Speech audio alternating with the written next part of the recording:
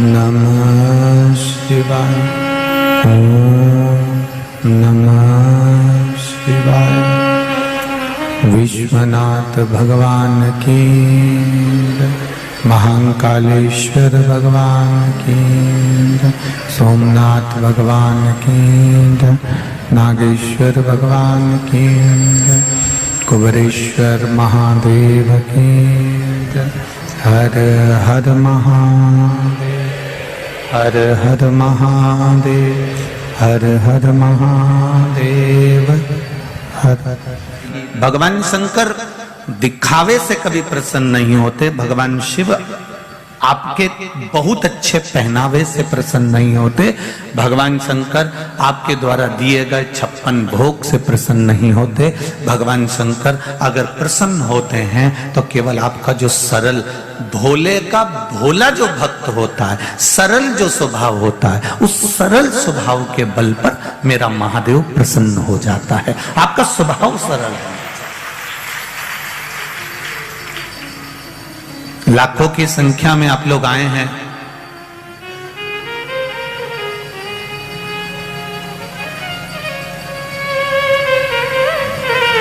जैसे भगवान के सामने शुद्ध घी का दिया लगाया जाता है कि घी का दिया लगाओ पर शुद्ध घी का लगाओ। शुद्ध घी से मतलब है कि आपका स्वभाव भी शुद्ध होना चाहिए। निर्मल मन सो मोहि पावा। आपका स्वभाव अगर निर्मल है, शुद्ध है, तो परमात्मा मिलेगा जरूर, ये निश्चित है। परमात्मा को मिलने में देरी नहीं होगी। आपका स्वभाव जितना निर्मल होगा, भगवान उतनी जल्दी प्राप्त होगा। आपके भोलेपन से मेरा भोला मिल जाता।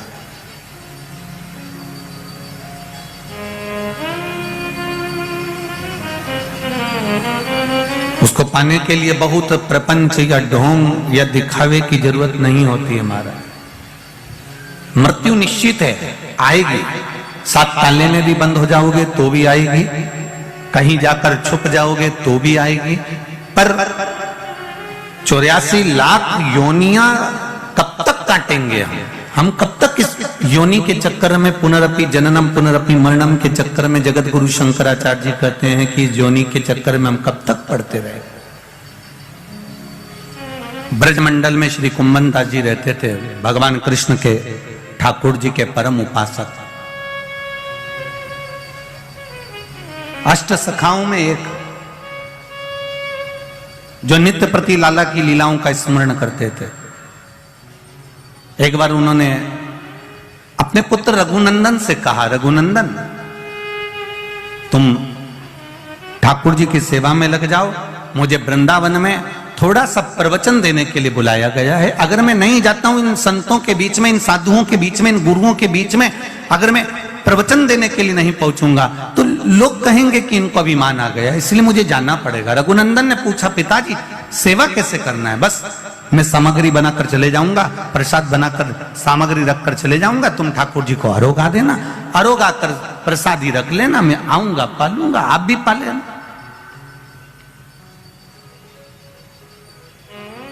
अब रोज कुंभन दास जी ब्रजमंडल में वृंदावन जाते, प्रवचन देते, शाम के टाइम पर आते और आते से वो कहते, लाओ बेटा रघुनंदन भगवान का प्रसाद लाओ, लाओ जरा, ठाकुर जी को जो आपने दिया है निर्मल, आप भगवान को जो प्रसाद प्रदान करे हैं, जो सामग्री निर्मित करी हुई अपन ने भगवान को धराई।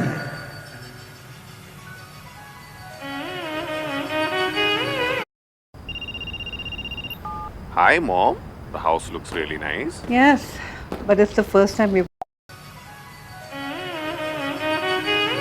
लाइए जरा लाओ। रघुनंदन ने कहा कि भगवान की प्रसादी, हाँ वो तो भगवान पूरी खा गए। कुंभन दास जी बोले ऐसा हो नहीं सकता कि भगवान पूरी खा जाए। नहीं नहीं नहीं, एक बार भगवान के सामने मैंने प्रसादी रखी और भगवान के सामने रखकर मैं बैठ गया और भगवान से कहा तुम रोज आते थे, रोज खाते थे, पिताजी तुमको भोग लगाते थे, आज आए क्यों नहीं हो? आपको आना पड़ेगा। छोटा सा बच्चे का रूप रखकर भगवान आते हैं, खाकर चले जाते हैं। कुंभन दास जी को लगा मेरा बेटा झूठ बोलना चालू कर दिया, इसको भूख लग रही होगी तो खाना चालू कर दिया। रोज 1 दिन हो गया, 2 दिन हो गया, 8 दिन हो गए, 10 दिन हो गए, पर रघुनंदन भगवान का प्रसाद कुम्मन दास जी को नहीं देता। आज कुम्मन दास जी के मन में आ गया कि चलो मैं जरा एकांत में खड़े होकर देखता हूं कि रघुनंदन प्रसाद का करता क्या, आखिर वो प्रसाद जाता कहां है।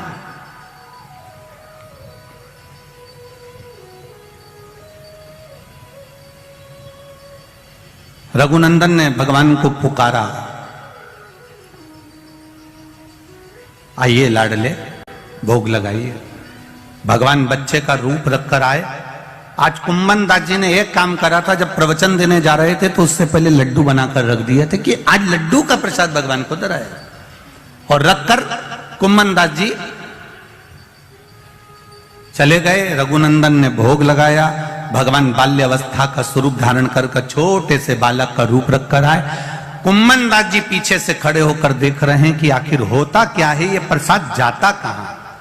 तब क्या देखा कुम्मन दास जी ने कि एक छोटा सा बच्चा आया, उसने एक हाथ में लड्डू उठाया, दूसरे हाथ में लड्डू उठाया, और एक लड्डू हाथ का लेकर जा रहे थे मुख की ओर, और दूसरा लड्डू हाथ में था वो नीचे की ओर था। और इतने में कुम्मन दास जी सामने आकर खड़े होकर भगवान के चरण पकड़ लिए। लाला बड़ी कृपा करी आपने, आज लड्डू का भोग लगाया।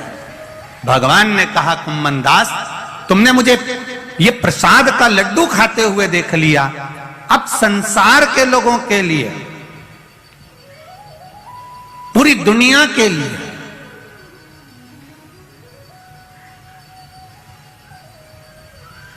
अगर मान लो वो प्रसाद घर में नहीं भी है, मान लो घर में प्रसाद नहीं भी पहुंचा है, तो मेरे भगवान कृष्ण कह रहे हैं, कुम्मन दास तुमने जो लड्डू प्रसाद को मेरे हाथ में देखा है, दुनिया के लोग भले अब घर में प्रसाद पहुंचे ना पहुंचे, पर मेरी ये लड्डू गोपाल की जो मूर्ति है, मात्र अगर इसका दर्शन ही कर लेंगे तो संपूर्ण तीर्थों के प्रसाद का फल उनको प्राप्त हो जाता है। आपके यहां भी होगी लड्डू गोपाल की प्रतिमा। कई लोग कहते होंगे लड्डू गोपाल कब बने, तो आप बता सकते हो कि कुम्मन दास जी के प्रेम से प्रसाद को पाते समय, उस प्रसाद का आनंद लेते समय कुम्मन दास जी ने जो भगवान का दर्शन करा था, उस प्रसाद के सुख से कुम्मन दास जी के कारण आज भी संपूर्ण भारत देश में नहीं, देश में नहीं विदेश में भी लड्डू गोपाल विराजमान।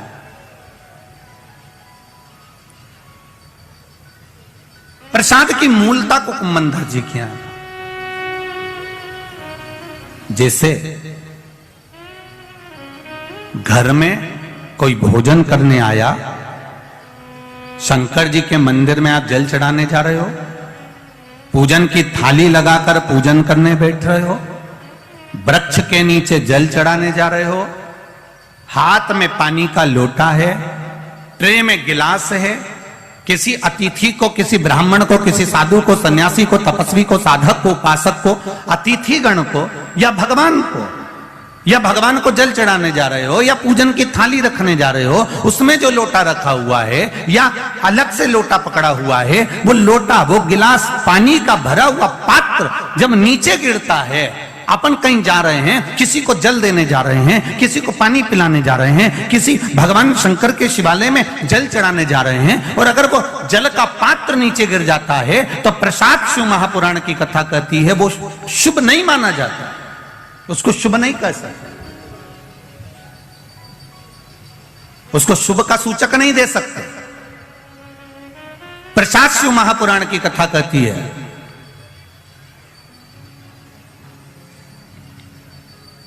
चंचूला देवी बिंदुक की धर्म पत्नी तुमरुका जी के यहां चली गई। तुमरुका जी से प्रार्थना करी, तुमरुका जी मेरे पति के मोक्षार्थ आप शिव महापुराण की कथा श्रवण करा दो। तुमरुका जी ने कहा, कथा कहने में मना नहीं है, पर तू बेधव्य है। अगर कोई जोड़े से बैठकर आराधना करे, तू कथा सुन, मना नहीं है, तू कथा सुनेगी।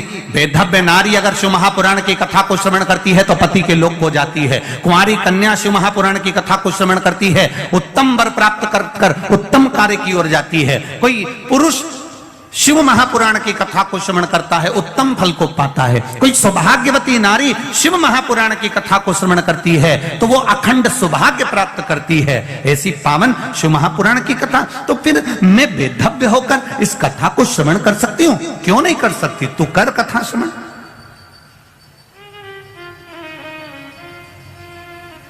चंचुला देवी ने हाथ में जल लिया, भगवान देवाधिदेव महादेव से प्रार्थना करने जा रही है कि मेरे पति के लिए मैं शिव महापुराण की कथा करवा रही हूं, पर यजमान नहीं है, कोई जोड़ा मेरे पास में नहीं है। माता पार्वती जी ने कहा, चंचुला देवी तुम शिव की आराधना करो, शंकर की आराधना करो, वो तुम्हारे यजमान बनेंगे, वो कथा के यजमान बनकर बैठेंगे, जोड़े से मैं बैठूंगी। अब चंचुला देवी पानी लेकर जाती है शंकर जी के मंदिर में चढ़ाने के लिए। जितनी बार चंचुला देवी जल लेकर शिव के चरणारविंद को शिवलिंग पर चढ़ाने के लिए जाती है, बालू का शिवलिंग बनाकर उसकी पूजन करने के लिए जाती है, जितनी बार जल का पात्र हाथ में लेती है उतनी बार पात्र गिर जाता है। अभी तक जितनी भी कथा हुई हैं, आप पुरानी कथा भी निकाल कर देखना, उस कथा में चंचुला देवी का जो आराधना का प्रसाद जल का जो महत्व है वो आज तक कथा में वर्णन नहीं आया। पर ये जो प्रसाद शिव महापुराण की कथा चल रही है बड़ौदा में, आपको पहले भी कहा कि यह कथा संपूर्ण भारतवासियों के लिए और देश विदेश में बैठे हुए भक्तों के लिए एक अलग गौरव की बात है कि यह कथा का रसतत्व अपने को मिल रहा है। चंचुला देवी के हाथ से कलश गिर गया। किसी दिन चंचुला देवी का जल अच्छे से चले जाता है, बाकी के दिन चंचुला देवी का हाथ का वो जल अपने आप गिर जाता है, वो कलश भूमि पर गिर जाता है।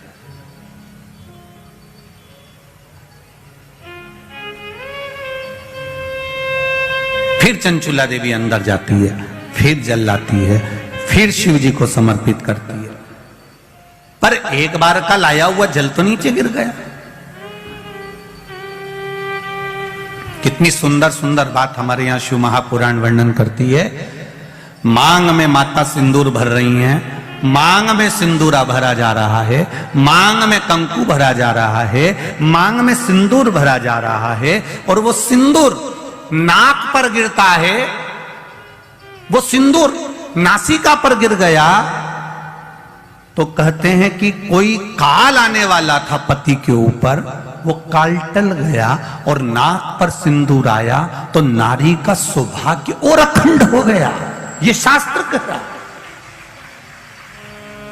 और सिंदूर भरते समय वही सिंदूर अगर भूमि पर गिर गया तो अब देखिए जरा, देवी भागवत को उठाकर पढ़िएगा, वो सिंदूर जो मांग में भरा जा रहा है और नाक पर गिर गया तो शुभ होगा, पति की उम्र बढ़ाएगा, घर में बच्चों का विवाह होने वाला होगा, कोई अच्छी सूचना आने वाली होगी। मांग में भरने वाला सिंदूर नाक पर आकर गिरता है तो कोई सूचना अच्छी मिलने वाली होती है, कोई बंधन कटने वाला होता है, कुछ अच्छा हमारे परिवार में होने वाला होता है, पति की उम्र बढ़ने वाली होती है, कोई रोग आने वाला था वो कट रहा होता है। और वही सिंदूर अगर भूमि पर मांग में भरते समय गिर जाता है तो समझ लो कि कुछ ना कुछ ऐसा काम होने वाला है कि मेरी आंख में आंसू आएंगे, वो निश्चित है,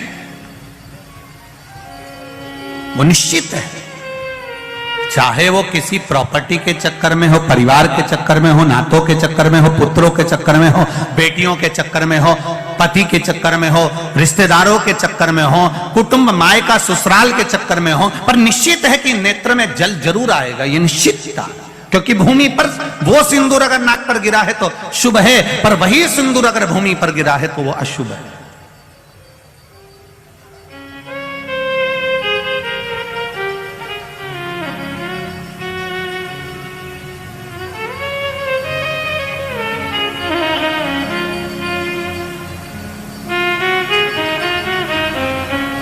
बहुत ध्यान देना जरा, प्रसाद शिव महापुराण की कथा चल रही है। संपूर्ण देशवासियों की मेरी माताओं से निवेदन है, मेरे इन भाइयों से निवेदन है, उसको जरा ध्यान से सुनना। आप सालासर बालाजी गए, आप मेहंदीपुर बालाजी गए,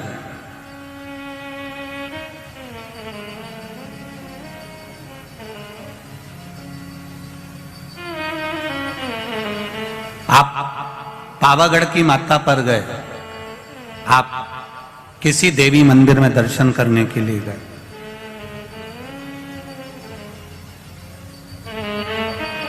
वहां से उन्होंने हनुमान जी के मंदिर का सिंदूर लिया और तुम्हारे माथे पर लगा दिया। समझना जरा कथा को बहुत अच्छे से। उन्होंने हनुमान जी का सिंदूर लिया, तुम्हारे मस्तक पर लगा दिया। Get ready with me for a brunch date. I'm going for an all-black outfit and gold earrings. Hanuman ji का सिंदूर लिया, तुम्हारे मस्तक पर लगा दिया। अब मस्तक पर आपने अगर सिंदूर लगाया है और हनुमान जी महाराज का या देवी जी का या भगवान का सिंदूर आपके मस्तक पर लग गया है, तो वो सिंदूर कम से कम शास्त्र कहता है 2.5 घंटे तक आपके मस्तक पर रहना चाहिए। कितने घंटे तक रहना चाहिए? जम के बोलो जरा। 2.5 घंटे तक रहना चाहिए। कारण क्या है? भगवान के चरण का अगर कोई कुंकू या सिंदूर हमारे मस्तक पर लगाया गया है, वो 2.5 घंटे तक रहे, उसके बाद उस सिंदूर को किसी नैपकिन, कपड़ा या अन्य चीज से पोंछ देते हैं। पोंछने के बाद वो गलत जगह पर टंग जाता है, लोग उसका गलत हाथ का प्रयोग कर लेते हैं। वो जितनी जगह गलत जगह जाता है उतना दोष हमको लगते चले जाता है। इसलिए सिंदूर का क्रम है कि कोई पुष्प है, उस पुष्प से उस सिंदूर को लगा लिया जाता है। कोई पत्ती है, उससे सिंदूर को लगा लिया जाता है, उस पुष्प को। फिर विसर्जन में, अगर विसर्जन में नहीं रख सकते तो अपने घर में जो गमला होता है जिसमें पौधा लगा होता है, उस पौधे में उसको डाल दिया जाता है, जिससे वो सिंदूर उसमें मिल जाए और हमारे घर में सदा रहे। पर हमने कोई टाविल, होटल में ठहरे तो होटल के टाविल से पोंछ दिया, कहीं ठहरे थे तो दीवार से पोंछ दिया, कहीं लगा दिया। उसका दोष है, उसका दोष।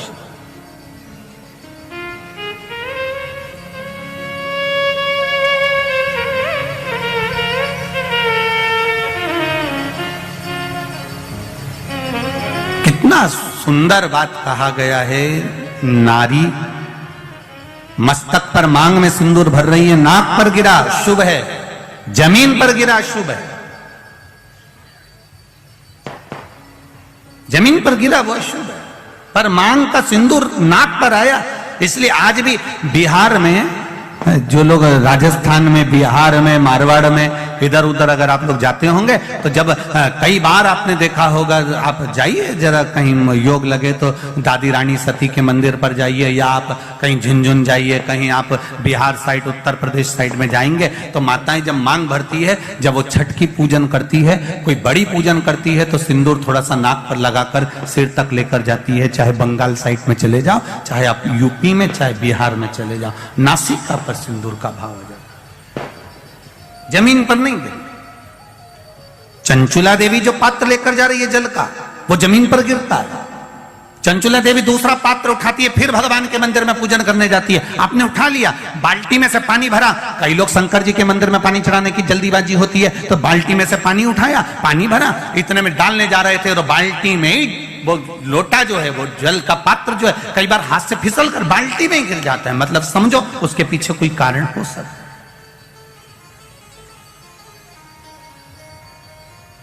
पूजन की थाली में लगाया हुआ पानी का पात्र, तुमने थाली ली, कपड़ा ढक दिया, लेकर जा रही थी, वो पानी थाली में लुढ़क गया। कारण क्या है? चंचुला देवी बार बार जल भगवान शिव को समर्पित कर रही है, जल चढ़ाने के लिए जाती, 2-4 दिन अच्छे निकलते, फिर वो पानी हाथ का गिर जाता है। चंचुला देवी के मन में तो कोई भाव प्रकट नहीं हुआ। पूजन कर कर कर कर कर कर थक गई चंचुला देवी, पर महादेव प्रकट नहीं हुए। महादेव ने ये नहीं कहा कि मैं तुम्हारे पति के लिए पार्वती जी के साथ में जोड़ा बांधकर बैठ जाता हूं और तुम्हारे जजमान पद में ग्रहण करता हूं। ये शंकर भगवान नहीं बोले चंचुला देवी से, एक बार भी नहीं बोला, शब्द ही नहीं बोले। और जब चंचुला देवी बार बार जल चढ़ा रही है, शिव प्रकट नहीं हो रहा है, तब चंचुला देवी के मन में भाव जागृत हुआ, तो तुमरुका जी के पास में गई। बाबा तुमरुका जी के चरणों में जाकर निवेदन किया,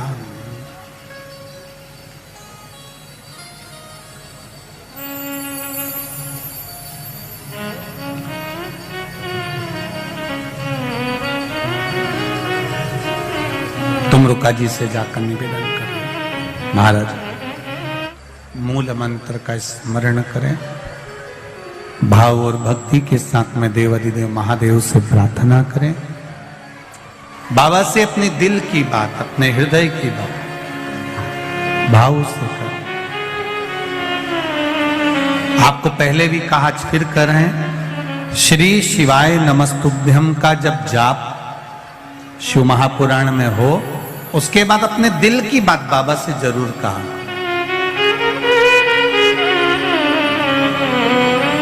श्री शिवाय नमस्तुभ्यं, श्री शिवाय नमस्तुभ्यं, श्री शिवाय नमस्तुभ्यं, श्री शिवाय नमस्तुभ्यं, श्री शिवाय नमस्तुभ्यं। भोला सब दुख काटो